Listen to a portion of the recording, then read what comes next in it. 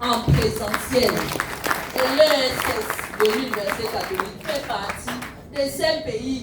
Quel honneur pour notre pays. On n'a plus besoin de prendre l'avion. Encore, on n'a plus besoin de payer des centaines de millions de francs pour se former.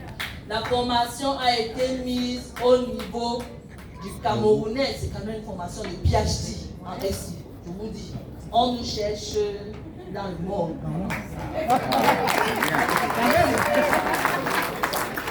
Alors, je vais continuer. On a commencé par les ramifications. Les étudiants du professeur, je ne sais pas s'il y a un pays au monde où tu ne vas pas le rencontrer.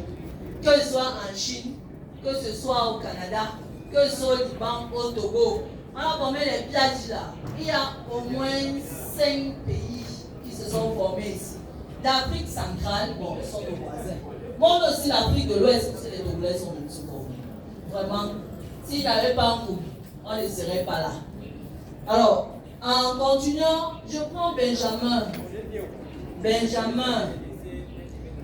Benjamin de son origine hébreu, Benjamin, qui signifie fils de la droiture, faisant référence à la bénédiction. Vous êtes bénis de Dieu. Et cela se traduit par votre comportement comme le voyez.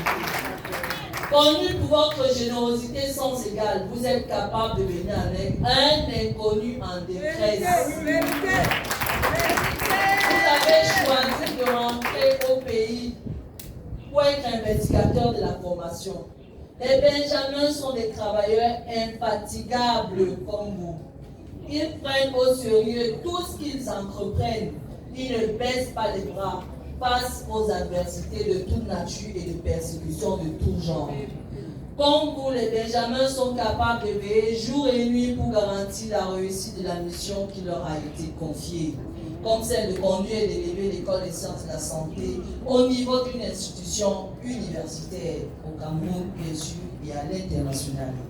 Les Benjamins sautent sur toutes les occasions pour apprendre de nouvelles choses, tout comme les Alexandres, qui veulent toujours se faire leurs propres opinions et veulent donc tout savoir, tout découvrir, tout connaître, tout questionner.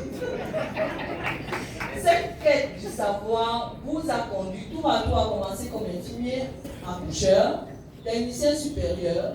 Beaucoup à cette époque en étant conscients qu'ils ont atteint le summum de la formation au Cameroun, se seraient arrêtés.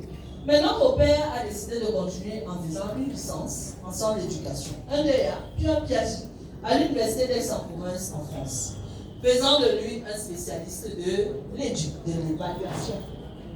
Tout comme Benjamin, Alexandre est de nature sociale. Vous n'aimez pas faire du mal à autrui, bien au contraire.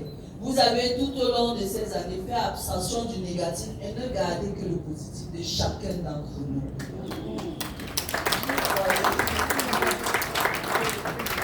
Vous croyez fermement en la bonté humaine, c'est ce que nous devons retenir. Le Père aime les gens. S'il ne nous aimait pas, il ne serait pas là. C'est ça qu'on doit faire.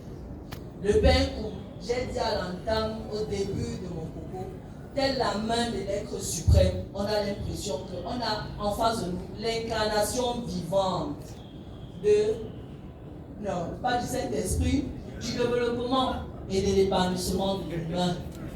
Ce monsieur aime les gens. Il a compris qu'en faisant l'école, en ouvrant les portes aux gens, en écoutant, en étant là, ce monsieur nous tire toujours vers le haut. C'est ce que nous devons faire.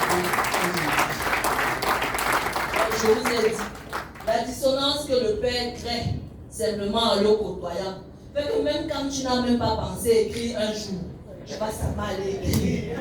Comme disait que tu as écrit. Tu as écrit aussi un peu comme le Père. Quand tu te considères un peu comme une petite savon, n'est-ce pas? Un peu un petit savon. Nous sommes les pincelles, les enfants de Dieu. C'est les pincelles.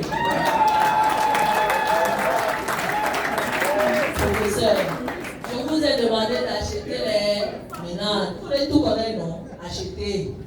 Et faites comme le Père, parce qu'il m'avait dit une fois, ma fille, arrête d'acheter les chaussures. Il les a mis. Elle dit, ma fille, l'argent que tu mets pour payer la chaussure, au lieu de payer 5 paires de chaussures par an, gagne même 2. Tu payes 1 livre et tu lis. Je ne mens pas. Jusqu'à il demandait, tu as combien de livres dans ta bibliothèque? Tu as lu combien? Donc, quand on continue à l'écouter, on continue à limiter. On doit lire. On doit apprendre à ne pas payer beaucoup de chocolat, à ne pas beaucoup payer les chaussures, et ça, à voyager moins, à payer les livres et à aller lire. Voilà. Merci beaucoup, mon père, pour cette belle leçon.